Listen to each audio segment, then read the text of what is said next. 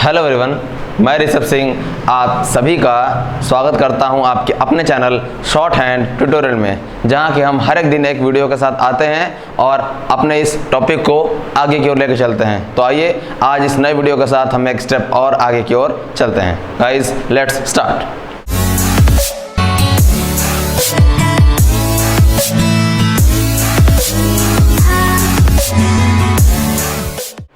तो गाइस, सबसे पहले तो हम आपको इंडिपेंडेंस डे की बहुत ढेर सारी बधाई देते हैं। आप सभी लोगों को हैप्पी इंडिपेंडेंस डे। तो गाइस, आइए आज एक नए टॉपिक के साथ हम अपनी इस वीडियो को स्टार्ट करते हैं। आज हम पढ़ेंगे कॉन्ट्रैक्शंस के बारे में। कॉन्ट्रैक्शन के ऊपर हमारी ऑलरेडी 2 वीडियोस अपलोडेड हैं, बट वहाँ हम आपको ये बताए थे कि कॉन्ट्रैक्शंस एग्जैक्टली यूज़ क्यों होता है, क्या होता है, कैसे होता है। बट अब हम जानेंगे यहाँ पे कि कॉन्ट्रैक्शन क्या होता है, कॉन्ट्रैक्शन के बारे में, जिसको कह लेंगे हम ब्रीफ डिस्क्रिप्शन ऑफ कॉन्ट्रैक्शन। तो आइए स्टार्ट करते हैं पेज नंबर 140। ऐसे तो चलिए, आप कॉन्ट्रैक्शन 5 सेक्शन में हैं, आपको सिर्फ और सिर्फ उनकी प्रैक्टिस ही करनी है। बट फिर भी आप स्टार्ट करिए, एक बेस जो होता है, हम बेस को बना के स्टार्ट करते हैं। तो पेज नंबर 140 जो कॉन्ट्रैक्शंस का चैप्टर है उसको देखते हैं। यहाँ पे आप सीखते हैं ओमिशंस। कॉन्ट्रैक्शन आपको नया कुछ नहीं बताता है, सिर्फ आपको ये बताता है कि हमें किन किन वर्ड्स में किन किन स्ट्रोक्स की आउटलाइंस की हमें या फिर पर्टिकुलर स्ट्रोक कॉन्सोनेंट की ओमिशन करनी है। क्योंकि हम कॉन्ट्रैक्शन आप देखे होंगे, अगर आप पढ़ चुके होंगे, तो कॉन्ट्रैक्शन सिर्फ और सिर्फ बड़े वर्ड्स की है, छोटे वर्ड्स की नहीं है। अब बड़े वर्ड्स को उन्होंने कॉन्ट्रैक्शन फॉर्म में क्यों दिया हुआ है, इसके पीछे रीज़न है कि जब भी आपका कोई बड़ा वर्ड आता है तो उसमें बहुत जाहिर सी बात है, वर्ड्स बड़े हैं तो स्ट्रोक कॉन्सोनेंट बहुत ज़्यादा होंगे, बहुत ज़्यादा स्ट्रोक कॉन्सोनेंट होंगे तो उसमें ज्वाइनिंग में दिक्कत आ सकती है, उसमें आपको बनाने में टाइम बहुत ज़्यादा लग सकता है। तो इसके लिए इन्होंने क्या कर दिया है कि आप ओमिट कर दें चीज़ों को, वो चीज़ें जो आपके लिए एसेंशियल या फिर मैंडेटरी ना हो। जैसे लाइक देखिए, पहला टॉपिक लिखा हुआ है आपका omission of consonants where P is very slightly sounded।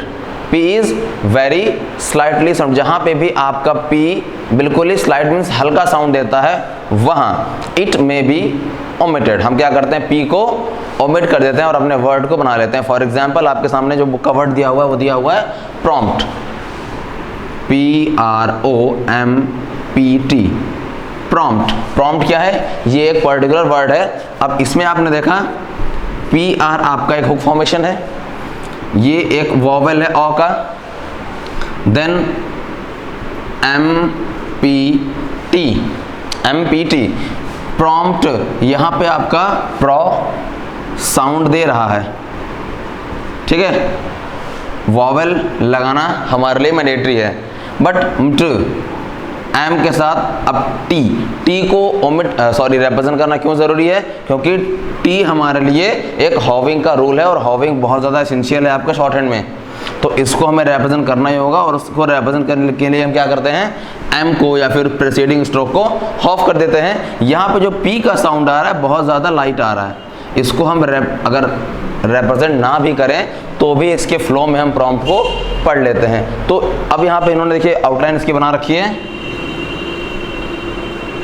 ये मतलब ये है आपका PR के साथ वॉवेल और देन M को इन्होंने ऑफ करके T को रिप्रेजेंट किया हुआ है, यहाँ पे P को इन्होंने ओमिट कर दिया है। इसी तरीके से आपके इस रूल के सारे एग्जांपल्स हैं। For example tempt, assumption, exception. But the P is represented in words like trumpet, ट्रम्पटर where it is clearly sounded। अभी आपने क्या देखा था, जहाँ पे स्लाइड साउंड हो वहाँ पे इन्होंने क्या कर दिया, ओमिट कर दिया। बट यहाँ पे साफ साफ लिख रखा है कि where it is clearly sounded means जहाँ पे P का साउंड क्लियरली सुनने को आएगा वहाँ पे आप P का फुल लेंथ स्ट्रोक बनाएंगे ही बनाएंगे, उसको रिप्रेजेंट करेंगे ही करेंगे, चाहे जिस फॉर्मेशन से चाहे जिस वेरिएशन से करें। फॉर एग्जाम्पल ट्रम्पेट, अब ट्रम्पेट P क्लियरली सुनाई दे रहा है आपको, तो आपके पास TR, MP, NT, ये M को आपने थिकन कर दिया, MP का साउंड दिया। तो चाहे जिस तरीके से, चाहे आप P को with the help of stroke, चाहे फिर with the help of any other variation, जिससे भी आप P को रिप्रेजेंट कर सकते हैं, आप P को रिप्रेजेंट करेंगे ही करेंगे। क्यों करेंगे, क्योंकि ये साउंड हमारे सामने क्लियरली सुनने में आ रहा है और इस P के बिना हम इस वर्ड को पढ़ नहीं सकते। ठीक है। नेक्स्ट ट्रम्पटर, ट्रम्पटर, ट्रम्पटर मतलब ट्रम्पटर में क्या है आपका ट्रम्प टर, तो ट्रम्पटर बोलने में साउंड्स अलग अलग आ रहे हैं और इस ट्रम्प को बोलने में पी क्लियरली सुनने में आ रहा है, बट इस प्रॉम्प्ट को अगर हम बोले प्रॉम्प्ट, प्रॉम्प्ट, प्रॉम्प्ट, पी बिल्कुल ही लाइट साउंड दे रहा है, इसलिए इसको इन्होंने ओमिट कर दिया। यहाँ साउंड हैवी आ रहा है तो इन्होंने इसको कैरी कर लिया अपने साथ। नेक्स्ट K और G is omitted between NG and T or between NG and SH where no vowel occurs immediately after K और G। ध्यान दीजिएगा इसको, यहाँ पे किस किस कंडीशन में ओमिट करना है इन्होंने लिख रखा है। देखिए आप कॉन्ट्रैक्शन, जब स्पेशल कॉन्ट्रैक्शन जो सेक्शंस है हमारे वहाँ पहुँचेंगे, आप प्रैक्टिस कर लेंगे, इट्स गुड, बट एटलीस्ट आपको कुछ ना कुछ आइडिया होना चाहिए कि ओमिट अगर कर रहे हैं तो किस रीज़न से या किस लिए कर रहे हैं, ठीक है। देखिए लिखा हुआ K और G is omitted between NG and T, NG and T। अगर इसके बीच में K या फिर G का साउंड आए, पॉइंट नंबर 1, पॉइंट नंबर 2, और between NG and SH, NG and SH, इसके बीच में भी अगर K या G का साउंड आए तो इस K या फिर G को आप क्या कर देते हैं, ओमिट करते हैं। कब कब, when no vowel occurs immediately after K and G, जब भी इसके बाद कोई वॉवेल ना आए। अब इसके बारे में देखते हैं, इन्होंने क्या कहा है कि जब भी K और G के बाद कोई वॉवेल ना आए, तो इन्होंने ऐसा क्यों बोला।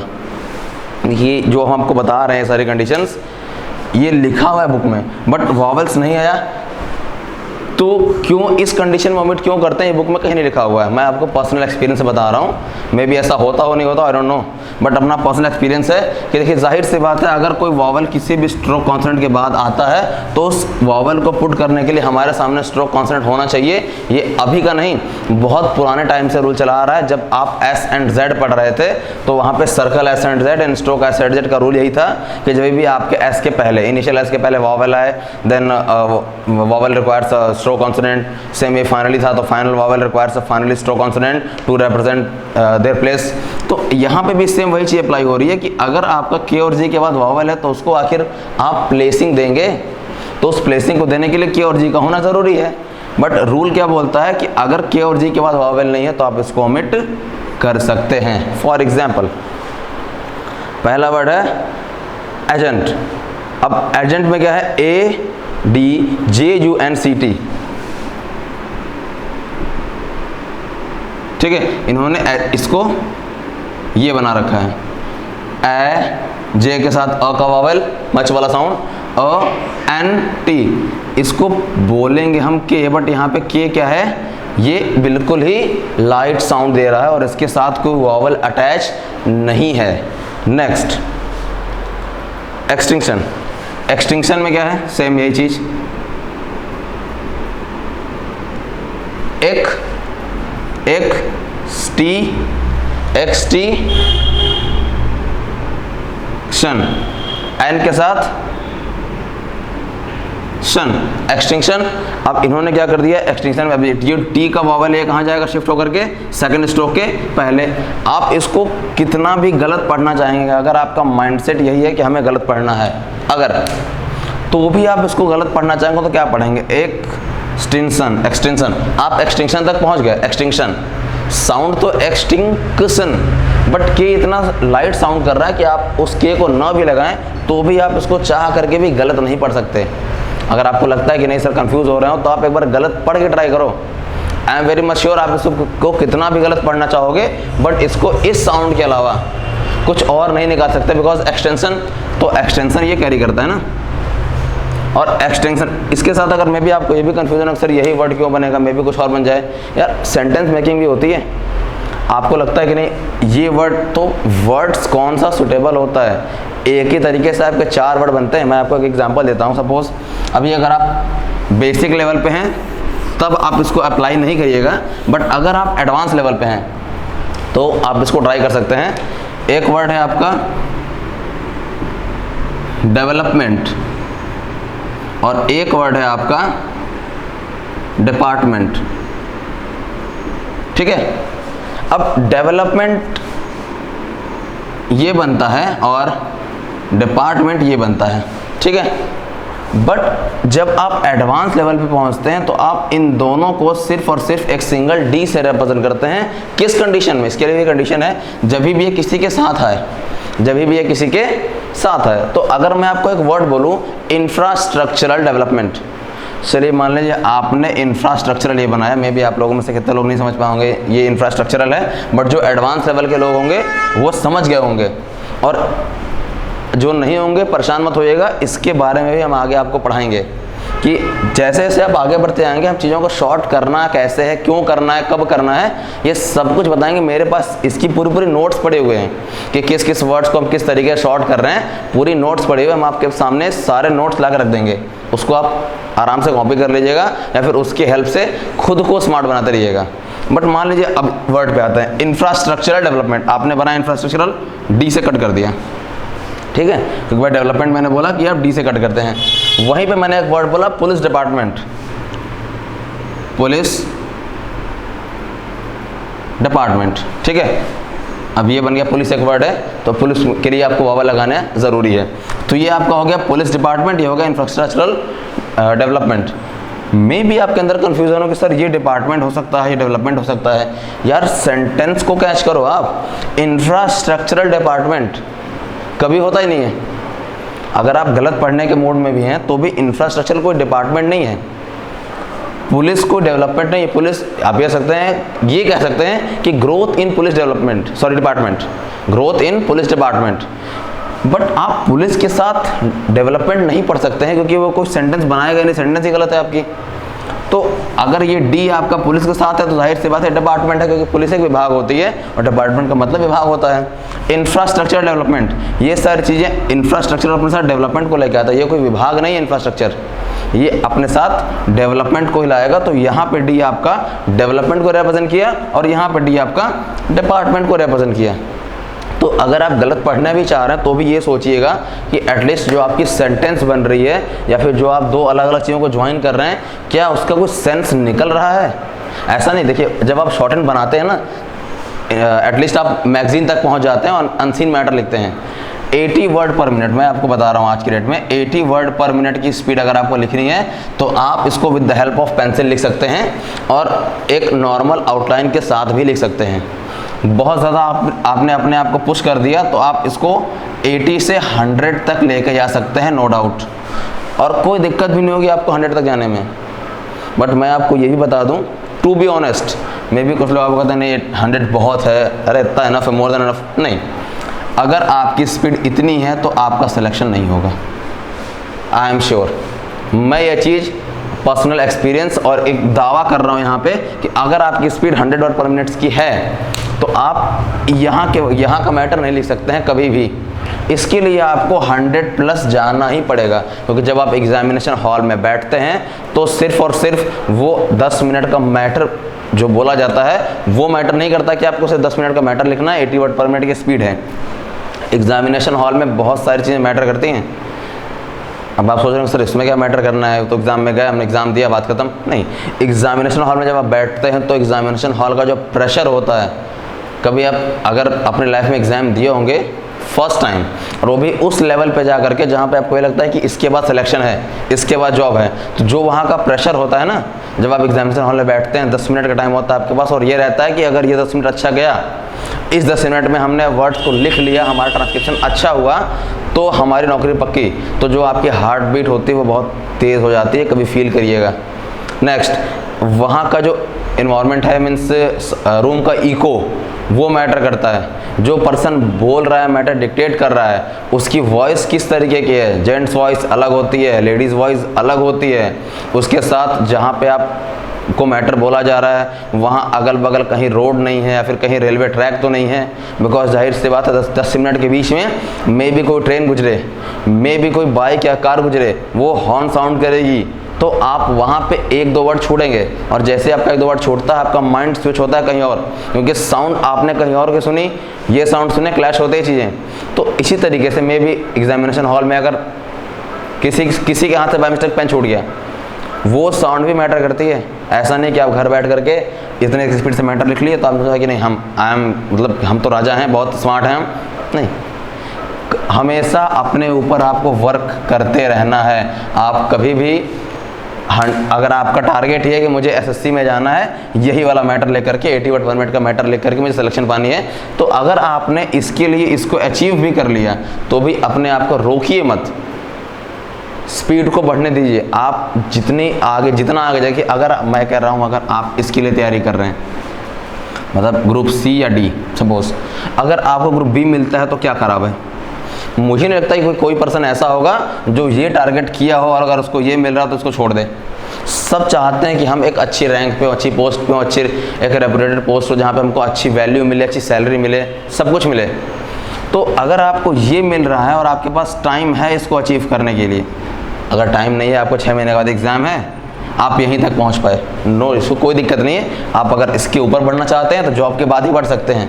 लेकिन अगर आपने इसको अचीव कर लिया इसके लिए और अभी आपके पास महीने 2 महीने का टाइम है, तो आप ये मत सोचिए कि अरे हो तो गया, छोटा कितना पढ़ेंगे यार, नहीं। माइंड से ये चीज़ निकाल दिए कि हम कितना पढ़ेंगे। पढ़ाई की कोई लिमिट नहीं होती कि हाँ हम इतना पढ़ लिए बस हो गया, इतना इनफ है हमारे लिए। नॉलेज कभी भी इनफ नहीं होती। नॉलेज आप जितनी गेन कर सके, जहाँ से गेन कर सके उसको आप गेन करते रहिए, वो कभी आपको नुकसान नहीं देगी। जब भी देगी, हो सकता है अभी के लिए वो नॉलेज आपको यूजलेस हो, बट इन फ्यूचर सारी चीज़ें आपको हेल्प करती हैं आप अपनी लाइफ में, या फिर उस जहाँ आप जिस गोल को अचीव कर चुके हैं उस गोल को और ज़्यादा अच्छा बनाने में। ठीक है, तो हम कहाँ थे अभी, सॉरी थोड़ा ट्रैक से भटक गए, बट हम कहाँ थे, एक्सटिंक्शन। आइए नेक्स्ट टॉपिक देखते हैं। हाँ, extinction, invert, trinket, blanket etcetera and similar words in which a vowel follows the consonant the K और G is retained, the K is also retained in past tenses, for example inked, winged, banked, linked. Past tense के बारे में आप already पढ़ चुके हैं हॉविंग principal में, कि जब भी आपके सामने कोई भी पास्ट टेंस का वर्ड आता है तो आप क्या करते हैं, सिर्फ उसी पर्टिकुलर स्ट्रोक कॉन्सोनेंट को ही हॉव करते हैं। किसको हॉव करते हैं, सिर्फ उसी पर्टिकुलर स्ट्रोक कॉन्सोनेंट को हॉव करते हैं जिसके साथ ईडी जुड़ करके आए। अब जैसे कि एग्जांपल आपको बुक में दे रखा इंक्ड, इंक्ड, ठीक है। अब एन के बनने को तो एक साथ बनता है, ठीक है, बट अब अगर यहाँ पे डी आया तो आप इस ईडी को इसके साथ ऐड करेंगे क्योंकि जस्ट के बाद आ रहा है। ईडी कहाँ आ रहा है, के बाद। और मैंने क्या बताया अभी कि वही स्ट्रोक कॉन्सोनेंट हॉव होगा जिसके तुरंत बाद ईडी आ रहा है, तो आपने एन बनाना है। यहाँ पे ये हुआ इंक, के को हाफ करके ईडी बना दिया, के को हाफ कर डी ऐड कर दिया, ये हो गया आपका inked. Next, middle T immediately following, wait,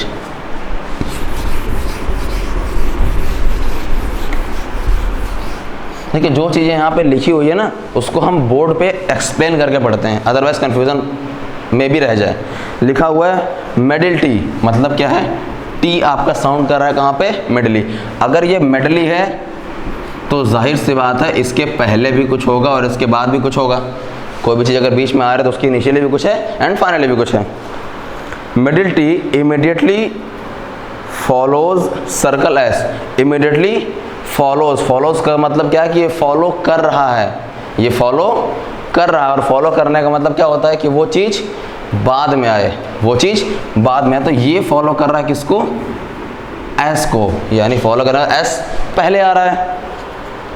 may be omitted in many words, तो ये जो हमारा टी है इसको हम मे बी मतलब कभी कभी ओमिट कर सकते हैं कुछ वर्ड्स में, इन सम वर्ड्स। अब वो words for example postman, POSTMAN, postman. अब यहाँ पे देखिए टी आपका मिडली है, पहला रूल यहाँ पे अप्लाई हुआ। ये जस्ट किसके बाद है, एस के बाद। तो इन्होंने क्या कहा था कि अगर आपके एस के तुरंत बाद टी आ रहा है और मिडली आ रहा है तो आप इस टी को ओमिट कर सकते हैं। आपने बनाना है पोस्टमैन, ये बना आपका पोस्टमैन, ठीक है। अब इस पोस्टमैन के से आप पोस्टमैन, अब इसको आप पढ़ेंगे, जो बना है वही पढ़िए आप, पोस्टमैन। पोस्टमैन कोई मैन नहीं होता बट पोस्टमैन। तो पोस्टमैन को अगर आप एक फ्लो वाले इंग्लिश में बोले ना, इंडियन इंग्लिश को हटा करके, चाहे आप यूके बोल दें, यूएस बोल दें, आपकी वैसे शॉर्ट हैंड यूके बेस्ड है, लेकिन अगर आप चाहे यूके यूएस कुछ भी बोल दें तो आप मोस्टली टी को ओमिट करते हैं उन वर्ड्स में जहाँ पे इसको बोलना ज़रूरी नहीं होता है। आई एम ऐसे बोलते हैं ना यूएस इंग्लिश में, बोलते हैं I am all right, I am all right, all right. तो वहाँ पे क्या देखा आपने, ऑल राइट। अब इंडियंस क्या बोलते हैं, आई एम ऑल राइट। हम सब कुछ एक्सप्लेन करके अलग अलग बोलते हैं, बट यहाँ पे क्या आ रहा है, पोस्टमैन।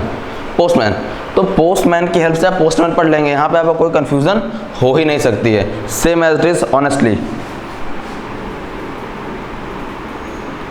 आपने क्या पढ़ा इसको, ऑनेस्टली, ऑनेस्टली, तो ऑनेस्टली के साथ आप ऑनेस्टली पढ़ लेंगे आप इजीली, क्योंकि टी बहुत ही हल्का साउंड कर रहा है और टी के अलावा बाकी सारे वर्ड्स तो आपने बना ही दिए, सारे स्ट्रोक्स बना रखे हैं आपने, सारे वावल्स पुट कर रखे हैं, तो इस वावल की हेल्प से आप इजीली इसको कैच कर सकते हैं ना कि हाँ ठीक है, मैंने बाकी सारे स्ट्रोक कॉन्सेप्ट बना दिया, बाकी सारे वावल्स को पुट कर दिया, तो कोई डाउट नहीं है, आप इसमें टी को खत्म कर देंगे, क्योंकि टी ने सिर्फ और सिर्फ आपके इस पर्टिकुलर वर्ड का 5% एरिया कवर कर रखा है, बाकी 95% तो आपने बना रखा है, तो इसको पढ़ने में आपको कोई दिक्कत नहीं होगी। इसी तरीके से आपके सारे एग्जाम्पल्स हैं, for example tasteful, mistake, mistaken, institute and in phrases. आप इसको ओमिट कर सकते हैं या फिर इस रूल को अप्लाई कर सकते हैं फ्रेज में भी, जैसे लाइक आपके बुक का पहला एग्जाम्पल है मोस्ट इंपॉर्टेंट, मोस्ट इंपॉर्टेंट। अब मोस्ट इंपॉर्टेंट में टी आपका मिडल ही आ रहा है और टी के जस्ट पहले एस आ रहा है, तो आप इस रूल को अप्लाई करिए, ये बना आपका मोस्ट, ये बनता है इंपॉर्टेंट, ये बनता है। अगर इसको आप एक साथ ऐड करेंगे तो आप कभी भी एस टी लूप के साथ इसको एम को ऐड नहीं कर सकते, बट एक एस के सर्कल के साथ टी को अगर हटा दें हम तो इसको इजीली आप ऐड कर सकते हैं और आपको ये बन जाएगा most important. Same as is there must be, ठीक है, योर लास्ट लेटर, बट आगे लिखा हुआ in some words however the full form is quite as facile as the contracted form, thus drastic, elastic, plastic.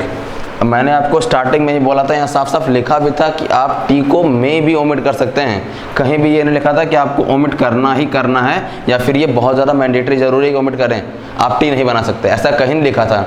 क्या लिखा था कि आप इसको ओमिट कर सकते हैं कभी कभी जहाँ पे आपको ये लगे कि हाँ इसके ओमिशन से हमें उस वर्ड को बनाने में कोई दिक्कत ना हो, या फिर ये कह लें कि जहाँ पे आपका जो टी का साउंड है बहुत ही स्लाइट है, फिर बहुत ही लाइट साउंड करे, जहाँ पे ये कंप्लीट एक हैवी साउंड को कैरी करके लेके आ रहा है, वहाँ पे आपको इसका बनाना बहुत ही ज़्यादा ज़रूरी है।